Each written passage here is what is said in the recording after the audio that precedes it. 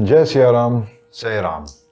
अब रामायण की कथा पहुंचती है अयोध्या, जहाँ के राजा हैं दशरथ। दशरथ की 3 रानियां, कौशल्या जी, कैकेयी जी, सुमित्रा जी। सबकी इच्छा सिर्फ एक, पुत्र।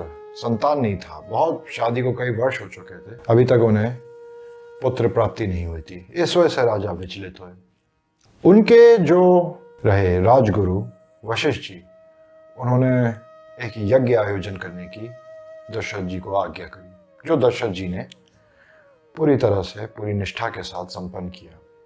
उस यज्ञ में उन्होंने दूर दूर तक पूरे भारतवर्ष के अलग अलग राजाओं को, किंगडम से जो भी उनके थे, जितने भी संत थे, सबको आमंत्रित किया और लगभग सब लोग वहां पे उपस्थित भी हुए। यज्ञ संपन्न हुआ। यज्ञ की अग्नि से, हवन की अग्नि से देवता प्रकट हुए और उन्होंने प्रसाद में एक पायस खीर राजा दशरथ को दी और यह कहकर कि इसे आप बराबर बराबर अपनी तीनों रानियों में बांट दीजिएगा। देवता अदृश्य हो गए। दशरथ ने उस खीर का आधा भाग अपनी सबसे बड़ी रानी कौशल्या जी को दिया, बचे हुए का आधा भाग कैकेयी जी को दिया और फिर जो फाइनली बचा था उसके 2 पार्ट करे, जो कौशल्या और कैकेयी जी के थ्रू सुमित्रा जी को प्राप्त हुए।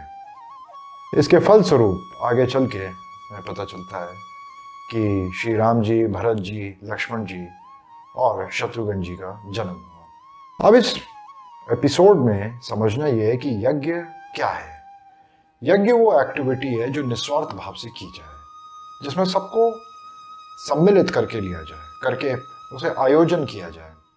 वैसे भी हम कितना भी सोच लें कि मैंने ये किया, I am the doer, but कोई एक्शन कभी भी कोई एक इंडिविजुअल नहीं कर सकता। It is always an accumulation of actions of many individuals. तो यज्ञ का ये अर्थ होता है, यज्ञ वो कर्म है, वो पुरुषार्थ है जो निस्वार्थ भाव से किया गया हो। एक कामना, पुत्र प्राप्ति, कोई भी कामना हो सकती है, उसके लिए यज्ञ करना कोई हर्ज नहीं है, लेकिन सम्मिलित सबको करना, क्योंकि कामना में पवित्रता है, सात्विकता है, उसमें कोई छल नहीं है, कोई कपट नहीं है, किसी के लिए कोई बुराई नहीं सोच रहे हैं। देवताओं की पूजा करना में, सम्मिलित करने में सबको प्रभाव भी बढ़ता है। अब ये जो खीर है, ये तो एक सिंबल है। सिग्निफिकेंस क्या है इसका? तो दशरथ हैं, वो सिंबलाइज करते हैं धर्म, यानी कि राइटियसनेस। कौशल्या जी सिग्निफाई करती हैं ज्ञान। तो धर्म और ज्ञान, सबसे पहले अगर आपको कोई अपनी कामना की पूर्ति करनी है, आपका एक एम्फेसिस होना चाहिए धर्म की तरफ, कि आपका हर एक्शन राइटियस हो।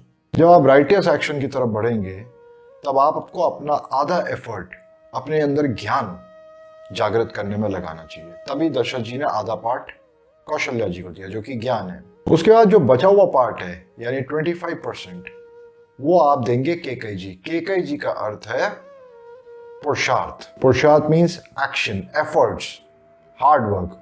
तो धर्म ज्ञान के साथ मिलके जब पुरुषार्थ करेगा, अभी भी अधूरी है बात।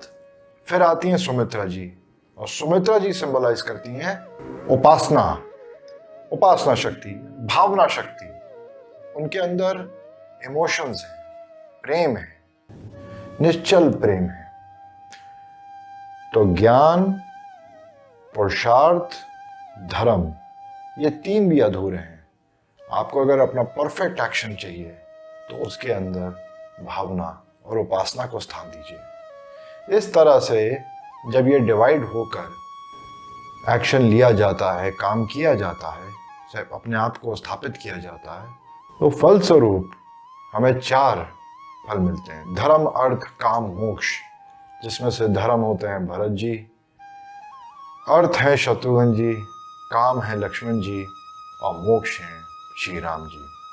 बस इन 4 फलों के लिए, इन 4 पुरुषार्थों के लिए तो जीव जन्म लेता है और फिर मर जाता है। इसी बात पे मैं ये वाला पार्ट यहाँ पे खत्म करता हूँ। ध्यान रहे यज्ञ का अर्थ क्या है और राजा और उनकी 3 रानियाँ क्या सिंबलाइज करती हैं, उसका अर्थ क्या है, वो इस पार्ट पे हम खत्म करते हैं। वीडियो को लाइक और शेयर करिए, जिससे बाकियों तक ये नॉलेज पहुँचे। चैनल को सब्सक्राइब करिए, आगे भी वीडियो आते रहेंगे। मेरी बुक है, उसका ये चैप्टर नंबर 5 है, जिस पे मैंने अभी बात करी है। इसको आप पढ़ सकते हैं, इसका लिंक डिस्क्रिप्शन पे मैं दे दूंगा, अमेज़ॉन पर है अवेलेबल। Thank you. जय श्री राम, सही राम।